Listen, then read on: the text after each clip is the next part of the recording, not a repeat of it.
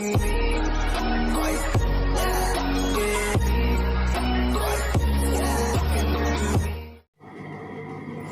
Friends, welcome to Unique Classes. दोस्तों, मेरा नाम राहुल मिश्रा है। आज इस वीडियो में हम आप लोगों को बताएंगे क्लास 9th एनसीईआरटी का एक्सरसाइज 2.1 का question number 1 and question number 2।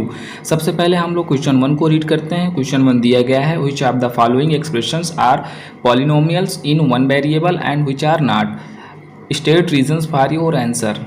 तो क्वेश्चन के अकॉर्डिंग हमें करना यह है कि जो भी एक्सप्रेशंस लिखे हुए हैं उनमें से हमको ये बताना है कि कौन से एक्सप्रेशन पॉलिनोमियल हैं इन वन वेरिएबल, मतलब उसमें एक ही वेरिएबल होना चाहिए। और उसके बाद हमें ये भी बताना है कि कौन से नहीं हैं, और अगर हैं तो उनका भी रीज़न देना है किस लिए हैं, और अगर नहीं है तो किस लिए नहीं है उनका भी हमें रीज़न देना है। ठीक है। तो दोस्तों, अगर आप लोगों ने अभी तक हमारे चैनल को सब्सक्राइब नहीं किया है तो प्लीज़ चैनल को सब्सक्राइब कर लीजिएगा और नोटिफिकेशन बेल ज़रूर प्रेस कर लीजिएगा, और अगर वीडियो अच्छी लगे तो लाइक भी कर दीजिएगा। हम लोग अब अपने सोल्यूशन को स्टार्ट करते हैं। दिया गया है इसका पहला पार्ट 4x² - 3x + 1। ठीक है। तो हमें ये पता होना चाहिए कि सबसे पहले कि पॉलिनोमियल होता क्या है। ठीक है। तो अगर आप लोगों को ये नहीं पता है कि पॉलिनोमियल क्या होता है तो इसका मैंने सेपरेट से एक वीडियो बना दिया है, आप लोग उसको जाके वहाँ से देख सकते हैं। उसकी मैं लिंक डिस्क्रिप्शन बॉक्स में दे दूँगा, आप लोग वहाँ पर जाके उसको देख सकते हैं। ठीक है। तो सबसे पहले हम लोग इसको देखते हैं। तो अगर हमारा कोई भी जो पावर है, यहाँ पे जो पावर लगी हुई है वो किस में होना चाहिए, होल नंबर में होना चाहिए। ठीक है, होल नंबर में होना चाहिए। और होल नंबर होता क्या है, 0 1 2 3 ऐसे हमारा इनफाइनाइट तक। तो अगर इनमें हमारा जो पावर है वो किस में होना चाहिए, होल नंबर में होना चाहिए। अगर इनके अलावा अगर होल नंबर में नहीं है तो वो हमारा क्या हो जाएगा, पॉलिनोमियल नहीं होगा। ठीक है। और वन वेरिएबल का मतलब ये होता है कि उसमें पूरे एक्सप्रेशन में सिर्फ एक ही वेरिएबल का यूज किया जाना चाहिए, मतलब वेरिएबल का कि एक ही इंग्लिश अल्फ़ाबेट का यूज किया जाना चाहिए। जैसे इस वाले में क्या किया गया, सिर्फ यक्स का ही यूज किया गया, कहीं पे वाई या कहीं पे जेड का यूज नहीं किया गया। ठीक है। तो हमें इसका मतलब ये पता चल गया कि अगर वन वेरिएबल बोला गया है तो पूरे एक्सप्रेशन में सिर्फ एक ही वेरिएबल का यूज किया जाएगा। ठीक है। तो यहाँ पे 4x² - 3x + 1, यहाँ पे पावर 2 है, यहाँ पे पावर 1 है, एंड यहाँ पे पावर x की 0 है। ठीक है। तो हमें पता है कि जो 2 है 1 है वो क्या होता है, हमारा होल नंबर में होता है। ठीक। तो इसके अकॉर्डिंग हमारा ये जो एक्सप्रेशन है वो क्या हो जाएगा, पॉलिनोमियल हो जाएगा। फिर बात आती है वन वेरिएबल की। हम देख रहे हैं यहाँ पे सिर्फ एक ही वेरिएबल का यूज किया गया है, तो यहाँ पे ये इन वन वेरिएबल हो जाएगा। कौन सा वेरिएबल है, वो x है। ठीक है। फिर उसके बाद सेकंड में दिया गया है y² + √2। ठीक है, y² + √2 दिया गया है। यहाँ पे देख रहे हैं कि y एक ही वेरिएबल यूज हुआ है और इसकी जो पावर है वो कितनी है, 2 है। ठीक है। तो 2 की क्या होता है, हमारा होल नंबर होता है, इसलिए ये भी क्या हो जाएगा, हमारा पॉलिनोमियल हो जाएगा। और इसका जो वेरिएबल है वो क्या हो जाएगा, y हो जाएगा। ठीक है। फिर उसके बाद हम थर्ड देखते हैं।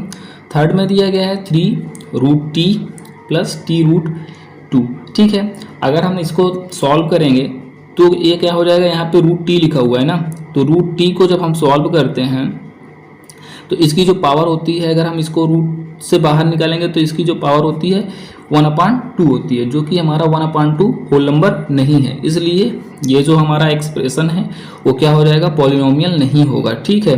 क्यों, क्योंकि as a power of t is not a whole number. ठीक है, जो इसकी पावर है वो क्या है, होल नंबर में नहीं है, इसलिए ये जो एक्सप्रेशन है हमारा वो पॉलिनोमियल नहीं होगा। अब हम इसके बाद देखते हैं इसका फोर्थ पार्ट दिया गया है, इट इज y + 2/y। ठीक है। अगर इसको हम सब सॉल्व करेंगे, यहाँ पे देखो 2/y लिखा हुआ है। ठीक है। यहाँ पे तो पावर 1 है, ठीक है, मान लिया हमने।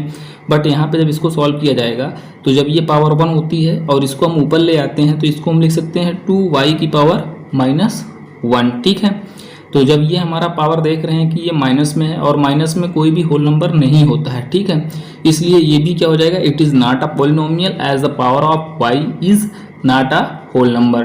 ठीक है, क्योंकि हमारा जो पावर है वो होल नंबर में नहीं है, इसलिए ये भी हमारा क्या हो जाएगा, पॉलिनोमियल नहीं होगा। अब इसका लास्ट पार्ट देखते हैं। अब हम लोग देखेंगे इस क्वेश्चन का लास्ट पार्ट दिया गया है x की पावर 10 + y³ + t की पावर 50। ठीक है। हमें ये बताना है कि ये पॉलिनोमियल है या नहीं है। तो पहली बात तो ये पॉलिनोमियल है। ठीक है। लेकिन इसमें जो पॉलिनोमियल होने के साथ साथ इन्होंने कंडीशन पूछी, ये वन वेरिएबल का है या नहीं है। तो ये इसमें देख रहे हैं आप, यहाँ पे x है, यहाँ पे y है, यहाँ पे t है, मतलब हमको तीन अलग अलग वेरिएबल दिख रहे हैं, इसलिए ये क्या हो जाएगा, it is not polynomial in one variable. ये जो पॉलिनोमियल तो है बट वन वेरिएबल वाला पॉलिनोमियल नहीं है, ठीक है। इसमें कितने वेरिएबल हैं, इसमें 3 वेरिएबल हैं, एक्स, वाई और टी। इसी के साथ हमारा क्वेश्चन नंबर 1 कंप्लीट हो जाता है। क्वेश्चन नंबर 2 गिवन है, right the coefficient of x square in each of the following. हमें क्या करना है, कोफिशिएंट लिखना है, किसका लिखना है, एक्स स्क्वायर का कोफिशिएंट लिखना है, ठीक है। ये भी जो भी एक्सप्रेशंस लिखे हुए हैं उनमें सिर्फ हमको एक्स स्क्वायर जहाँ लिखा हुआ है उसी का कोफिशिएंट हमें बताना है। तो जैसे यहाँ पे क्या है, यहाँ पे एक्स स्क्वायर यहाँ पे है, ठीक है। तो इसको हम लिख सकते हैं 1 इंटू में एक्स स्क्वायर लिख सकते हैं, ठीक है। 1 इंटू एक्स स्क्वायर करेंगे कितना आएगा, हमारा एक्स स्क्वायर ही आएगा ना, इसलिए इसका जो कोफिशिएंट हो जाएगा वो क्या हो जाएगा, कोफिशिएंट कहते हैं किसको, नंबर पार्ट को, ठीक है। नंबर पार्ट जो होता है उसी को हम कोफिशिएंट बोलते हैं। तो इसमें कोफिशिएंट क्या हो जाएगा, कोफिशिएंट क्या हो जाएगा आपका, इसमें 1 हो जाएगा, ठीक है। फिर उसके बाद हम लोग देखते हैं सेकंड में दिया गया है 2 minus x square plus x cube. तो हमको इसका बताना है, एक्स स्क्वायर यहाँ पे है ना, तो इसको हम लिख सकते हैं -1 इंटू एक्स स्क्वायर। जो भी यहाँ पे मार्क रहेगा उसके साथ हमको इसको लिखना पड़ेगा, ठीक है। तो ये हो जाएगा आपका माइनस एक्स स्क्वायर। तो इसका कोफिशिएंट कितना हो जाएगा, इसका कोफिशिएंट हो जाएगा -1, ठीक है।